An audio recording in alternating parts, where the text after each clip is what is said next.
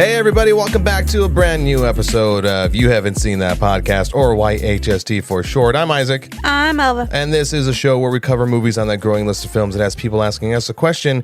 You haven't seen that? Intermission edition. That's an extended one. Bow, bow, bow, indeed.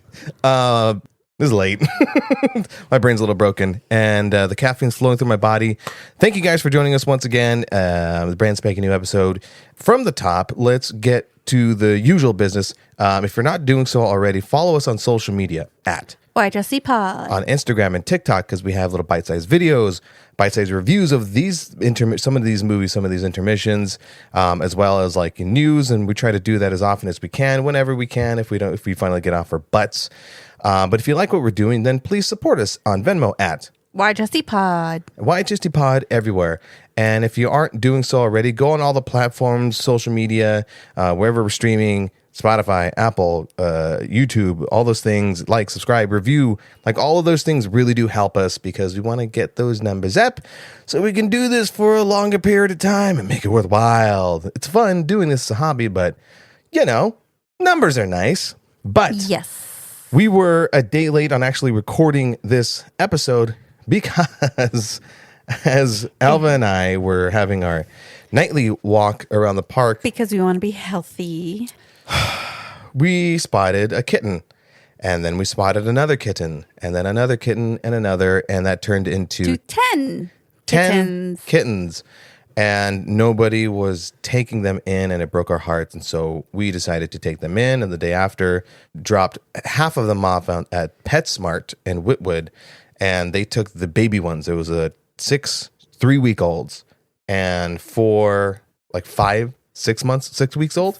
6 to 7. Yeah. Naturally, we couldn't take care of like the really tiny ones because they need feeding every 3 hours, and that's just not possible. That's why we don't have kids. So PetSmart managed to take the young, very, very younger ones, but the ones that are 6, 7 weeks old, we've been fostering them for a week. Hopefully by the time that this episode comes out, they have been rescued. But if you've been following our social media and you're a little behind the ball and you're interested in those kittens, heck, if you're interested in adopting any kitten, then you can contact A Kitty for You. That is the organization name for the rescue organization at the Whittier and the PetSmart in Whittier. Excuse me. What's the website for that? It's akittyforyou.org. That's akittyforyou.org. Go there, because people were like, "Hey, can I have the kitty now?" It's like, well, not now, because now we've technically surrendered them to PetSmart, so now you got to go through the system and the process. So look that up at akittyforyou.org. Yeah, and rescue a kitty for your home and get them off the streets. Adopt, don't shop. Yeah, we thought that it was like a stray kitten, feral cat that dropped the cats off. Yeah. Or forgot about them, rather. But after waiting around and noticing that it was technically 2 different litters, in both in age and in breed. Yes. One was like, was it a dilute tabby or something of the like sort? that? Yeah. And the others were Russian blue, no? The other ones they look like the Russian blue, but they may be like a long hair gray cat or something. I forgot. They're gorgeous. Yeah, is what they are. I forgot the breed that she said. If you want to know what they look like, go to our social media at YHST Pod on TikTok and Instagram. I put a few videos, a few pictures up. And again, that's at kittyforyou.org. Mm-hmm. A Kitty for You cat rescue is what you'll be looking for. Yeah, so technically these little guys are in our living room right now. We are fostering at this moment. Yeah. I have my wish for a week. The willpower to not keep these guys. It's impossible. We're in a 1-bedroom apartment, 3 people in a 1-bedroom, and 2 adult cats. It's impossible. It's completely impossible. I see the look on your face where you're contemplating it. Well, this is the only time that I can actually have more than one, like what we have. I can add more by just fostering these. But it's a lot of work. If you are planning on fostering, just make sure that you do have the time, that you do know what age you want to foster. Oh, yeah. Because when we went there, the lady who leads the thing, Beth, she was talking to everyone on her team to help out. And it's, I guess, according to a lot of these organizations, it's quote unquote kitten season. Yeah. Meaning a lot of people are giving these things up. They're finding them, especially how we found ours were just abandoned. And apparently where we found them, it's a very common place. It's not the first time they've received cats from that. Yeah.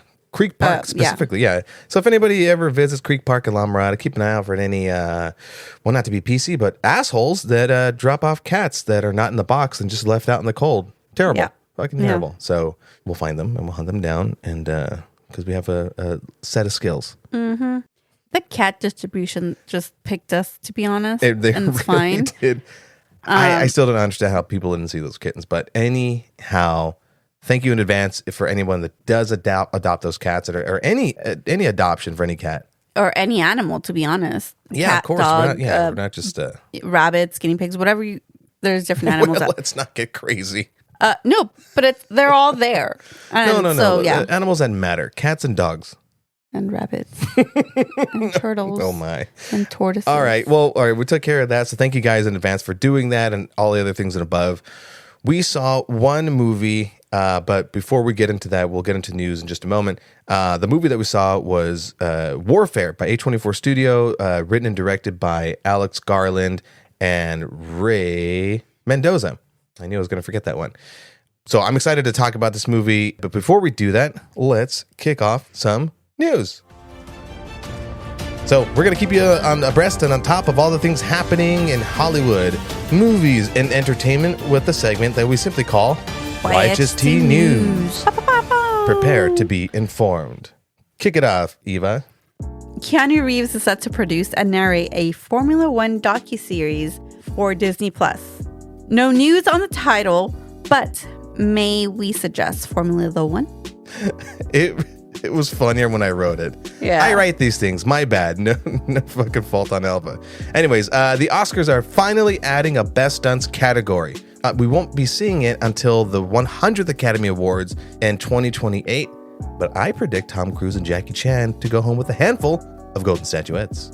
AMC Entertainment CEO says half of the major studios support bringing back the 45-day theatrical window, saying it's been robbing movie theaters of moviegoers. Yeah, because everything goes right to streaming after That like is true. 30 days. Mm-hmm. You're not dreaming, and it's not an April Fool's joke. David Fincher is set to direct the sequel to Once Upon a Time in Hollywood, starring Brad Pitt and written by Quentin Tarantino. No news on Leonardo DiCaprio joining it.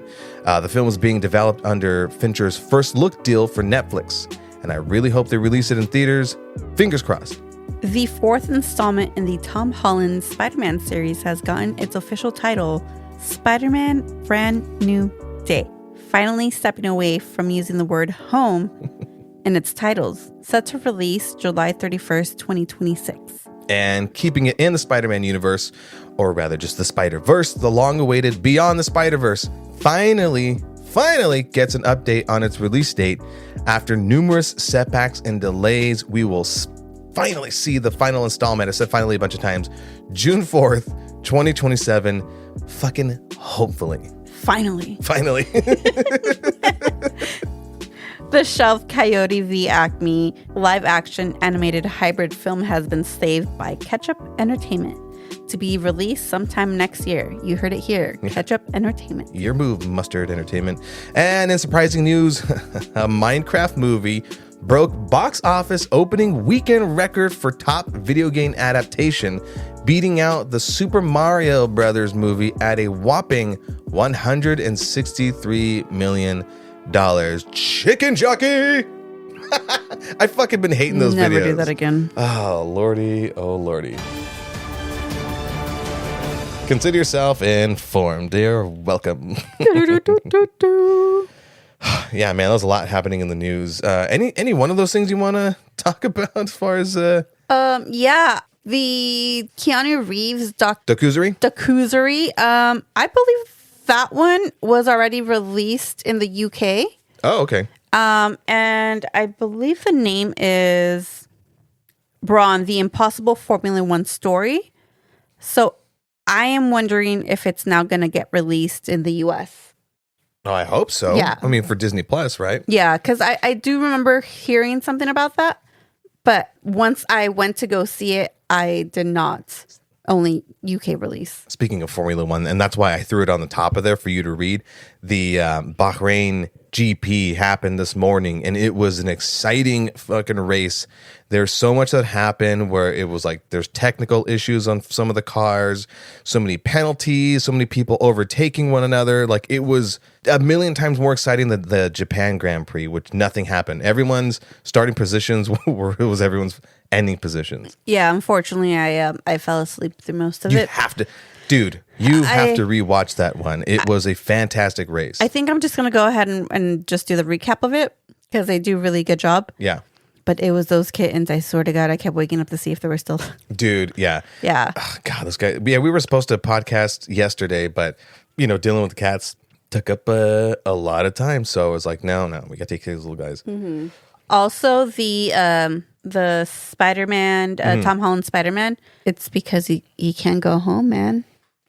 But Spidey can't go home. Damn it, I don't have crickets on this soundboard.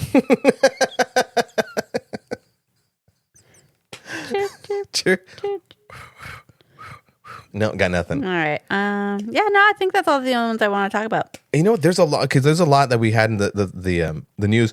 The stunt one. When I did the movie review for The Fall Guy, I mentioned, I was like, dude, can you believe there's not a category? And you for did the stunt it. guides? And I willed it into existence. Yeah, did you manifest that shit? And I'm fucking stoked. I really did think that was an April Fool's joke. The David Fincher directing a sequel to Once Upon a Time in Hollywood. There is another David Fincher straight to Netflix movie that came out with Michael Fassbender called The Killer, and it was amazing. Fincher's fucking great. So I think this is like Fincher's 5th film with Brad Pitt. So they're a great pair, wonderful pair. Really excited to see that. Anyhow, all right. Okie dokie. So let's move on to our movie, Warfare. Like I said at the top, it's from A24 Studios. It's written and directed by Alex Garland and Ray Mendoza. Ray Mendoza is actually a war veteran. He is one of the characters in the story. Do you want to read the tagline there? Yeah. A platoon of Navy SEALs embarks on a dangerous mission in, oh God, I'm going to butcher the name, Ramadi, Iraq, with the chaos and brotherhood of war retold through their memories of the event. So let's see. I mean, what were your thoughts out the gate? Because when the movie was over, even before we walked out of there, I mean, I remember looking at you and going like, wow, what a fucking movie-going experience. Yeah, like the sound, even like the actors, how they're portraying certain emotions as like certain things are going on, and the shell shock and everything. I'm just like, no, I feel like that is very real compared to like other movies. Big time. So like Saving Private Ryan is one of those movies that people hold high regards as far as like when you speak to the older gentlemen that were involved in that war, or specifically D-Day, that they had said that movie, it felt, even though it's a fictional story, that it felt so real, the way that it was depicted, all of it. Basically had a story to be told. There's the whole arc and everything like that. This movie, it felt like a brutal portrayal, a very brutal and raw portrayal of war. But it didn't exactly have an overarching storyline, character building, nothing like that, because it's one of these rare movies that is just a space and time. And not only that, but it does not glorify war in any means. It is very apolitical. I liked the fact that you have a veteran writing it as well as directing it, because I felt like if it was just like, we're just going to take this event and have somebody else just be like, kind of like fact check it or whatever, and Hollywood it, because like even with like Hurt Locker, there's still like a lot kind of going on there. But this one, the fact that it's just it's basically like one day all in the movie. Yeah. It's essentially told in real time. Yeah.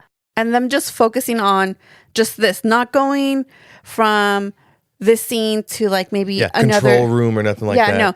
It's just with this platoon. Yeah. And the fact that it's the only time that you do hear other people is when they're communicating. Correct, yeah. But even then, it's just that one location, that one building. But it's just that one scenario of that. Yeah, it's just the one mission. Obviously I'm not going to give a lot away, but there really isn't much to give away because it is a movie that you have to experience. I'm really happy that we saw it in IMAX. The way that things are depicted, where it starts off with the platoon and they're having a good time watching a music video on their laptop, and then cuts to them immediately going into the mission. Mm-hmm. Not a lot of music to distract you or try to, manipulate any kind of emotions, any swells of emotions until maybe like the very end. But it's so raw that it focuses, as far as sound, it's just focusing on the sound design. Even though it gets a little stylistic in order to illustrate some of the things that everyone's feeling to make those situations rather subjective. But there is a moment in the beginning because it's supposed to be a surveillance mission, right? Surveillance mission gone wrong. And it's a boring. And it's a good boring. Because this isn't your, all right, we're running, gunning, action-packed, gun-toting kind of movie, war movie or anything like that. Mm-hmm. This is as real and raw as can be. I unfortunately don't know anybody who's been in quote unquote the shit, but I've talked to some people and they've been excited about this movie and they were sort of, filling me in on some details, if you will, on like accuracy and realism. One of the ones, and I'm going a little off base here, and it was so random because I was like, "What are you talking about?"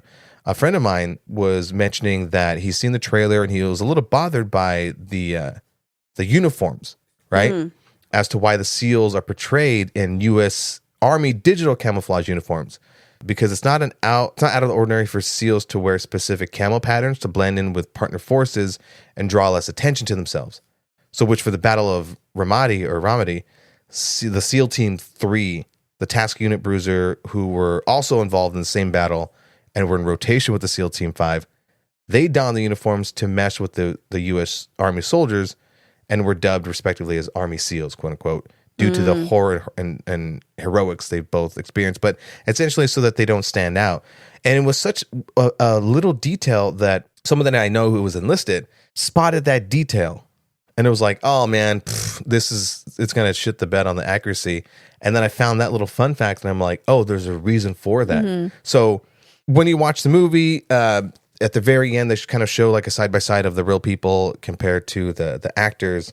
And like Alva said, it's so awesome to see this movie that was co-written, co-directed by someone who was in it, as opposed to just like, oh, I'm going to just advise you on some of these things. It's like, no. They have a heavy hand to play in it to make sure that none of the stuff, one, is fucked up, and so that anyone who's actually watching the movie and who's been enlisted is not necessarily taken out of the movie, but they know that served. Correct. Who have served. I'm sorry. That they know that there was care in paying attention to this thing, that it isn't a glorified thing, which is the key thing as far as this movie. So it does leave room for interpretation as far as like, of course maybe it leans a little into like war bad, war pointless, but it's open-ended for that. This was back like in what, 2006?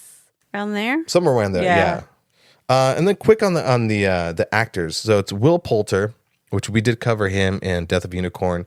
Kit Connor, we covered him in A Wild Robot. Cosmo Jarvis, who this is the only other thing I've seen him in outside of Shogun. Michael Gandolfini, that guy that we don't like in Daredevil with the face. Hold on. I'm getting there. I'm getting my picture. Hold on. That's Michael Gandolfini. You know who his pop-up is?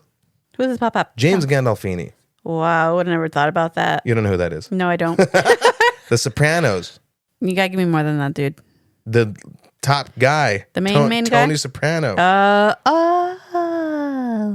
Yeah, and Joseph Quinn, and DeFaro Woon Atai, who is Ray Mendoza, that character, which is so interesting because there's really not one person that holds focus. There's not one character to hold focus throughout the whole thing. So it does cycle through everyone else's experience. It does. I did like that. Like it gave everyone there like at least a little bit of before shit got real and then while it got real. Not only that, and I said it earlier as far as it not glorifying war, there's not ever one character that's like, but a flesh wound, let's run and gun. they're prepped, they're professional, shit goes down, and the movie does a fantastic job throwing you in it with the sound design that was fucking near deafening. Oh my God. I will say this. I did go to this movie with an earache because why not? It's spring season, pollen in the air.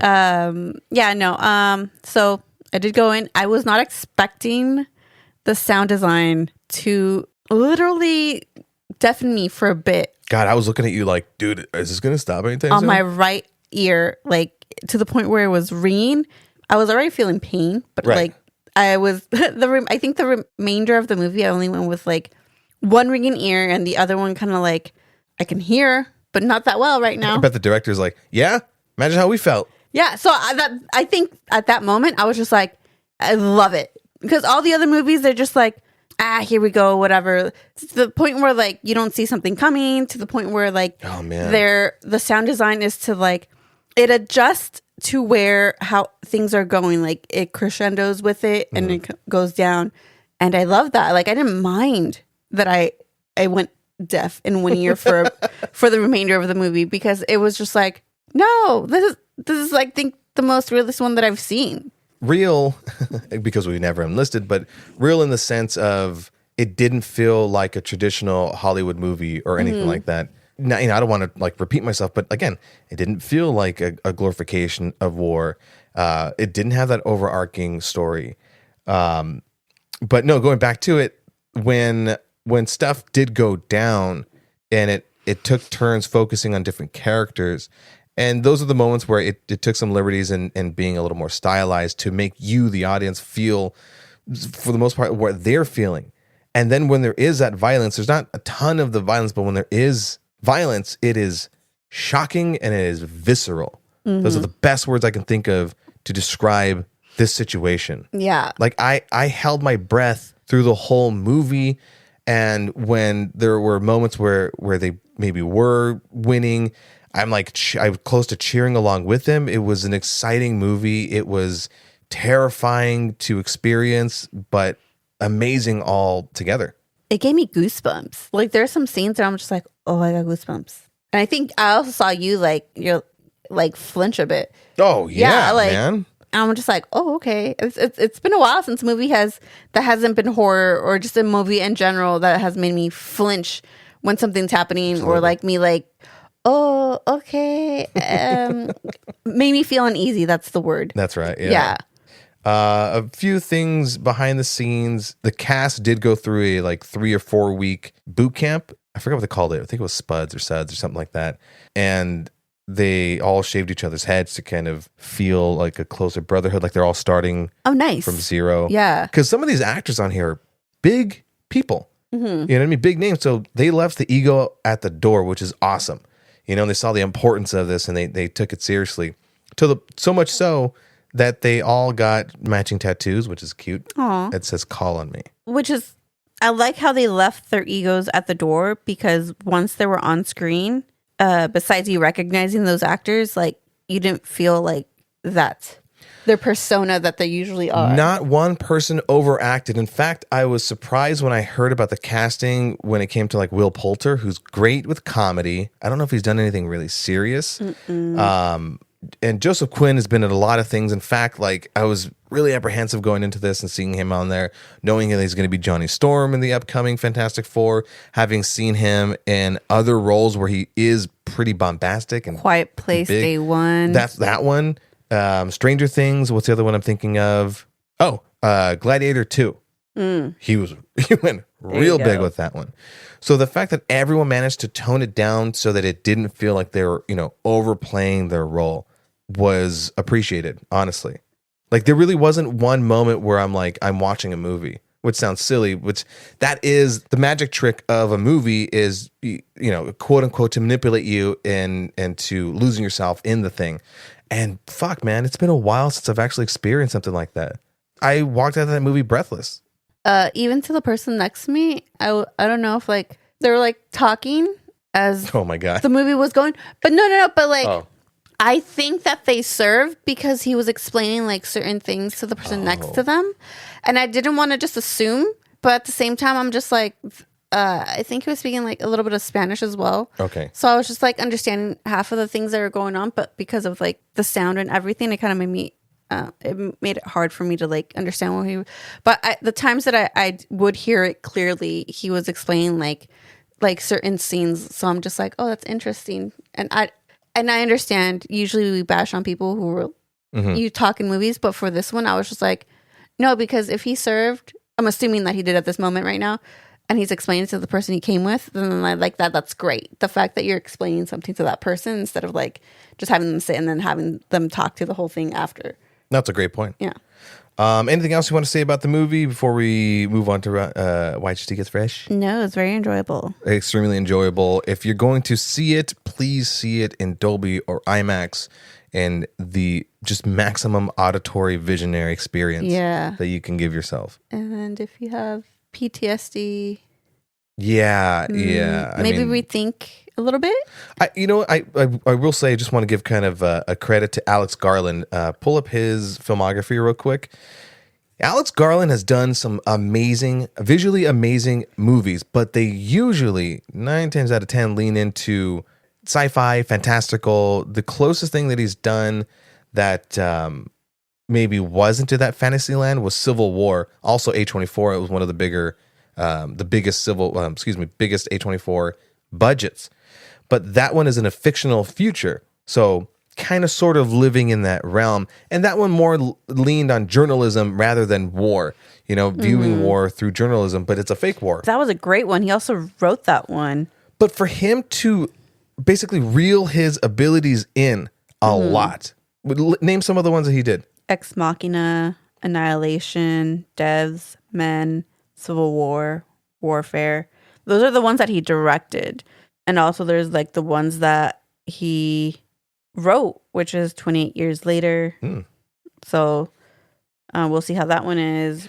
But as far as like his visuals and stuff like that, for him to use all those things and instead of going big but keeping it close quarters but making it feel emotionally big, that's an amazing translation of an abilities, honestly. That's crazy. That's great. I have to do more. I'm sorry I didn't do more research into why he chose to do this and all the other behind the scenes on that, but hopefully I have some little bit of tidbits and facts as they come out. So that leads us to our next segment. Bum, bum, bum. YHST Gets Fresh. Every other episode, me and Alva guess the Rotten Tomato critic and audience score, as well as giving our personal ratings on the aforementioned film. In this case, Warfare. From 0 to 100, 59 and below being rotten and 16 and above being fresh. It is my turn to guess the Rotten Tomato score on this movie. It's my turn. It's Alva's turn to guess the Rotten Tomato score on this movie. My bad. We alternate, but we forget. Yeah. Okay. Is it really? Yeah, so I gave it a 90. I say critics give it like maybe a 92. Audience, I'm gonna maybe go ahead and give it like a 94. I'm not sure. Oh, okay. This is a proper rating. Critics give this a 94% and audience gave it a 92%. I'm really, really happy about that. Oh, so I'm on the no wait, what did I say? 92? Go back to the tape. Yeah. That's amazing. No, that's absolutely awesome. Geez, yeah, I personally would have also given it like a 95 because I always think there's room to grow, mainly because there wasn't your traditional storytelling that kind of veered away from some of that, but where it lacked in that and made up for in just the immersive experience. So I mean, if I were to be really technical about it, 95%. Have we judged a movie that was like 100%? Not yet. No, huh? Well, there you go. There you go. Quick session of YHST Gets Fresh. And I figured since we were talking war, then why not do war trivia? This time Alva gets to quiz me on some of the stuff, and you listeners get to shit on me for all the things I am about to get wrong. I'm sorry. Okay, let's begin. Okay. All right, Alva, hit me. Let's do like 10 of them. Okay, perfect. Question number 1. Yes, ma'am. What war is the Patriot set during? Do you want me to give you some? With the South and the North, Civil War. No. American Revolution. Oh, fuck. I'm going to love this one because I feel like you're not much into history. I'm not. I've said it a number of times, maybe in person, not on pod, but now on record. I'm not big on history. Go. Okay, so this is my forte. Okay, what war is Saving Private Ryan set during? World War II. Correct. What war is Apocalypse Now during? The Vietnam War. Correct. Oh, dear God, yes. Okay. Whew. What war is Das Boot set during? I don't know. Oh my God. You don't know? No. You gave up? Yeah. Okay, World War II. Das Boot. That's the biggest answer right there. That's the biggest. Okay. What war is Letters from Iwo Jima set during? Oh, World War II. Okay. All right. Good Morning Blank is about a radio disc jockey. Good Morning Vietnam. Mm-hmm. With Robin Williams. Correct. Beautiful movie. Beautiful. A Fistful of Dynamite is set during what war? Oh, I couldn't tell you. I've never heard of the title. Okay. The Mexican Revolution. Wouldn't it? A Fistful of Dynamite. Oh, is it like the Clint Eastwood movies? I think we'll add it to our list. Yeah. Which of the following movies is not set during the Cold War? Crimson Tide, Top Gun, The Day After, Courage Under Fire. Top Gun. I wasn't done. The Hunt for Red October. Top Gun? No, it says Courage Under Fire. Damn it. Never heard of that one. Yeah. It's with Denzel Washington and Meg Ryan. Did not know. Yeah. It's set during Adding it to the fucking list. Gulf War. MASH is set during the Korean War. True or false? True.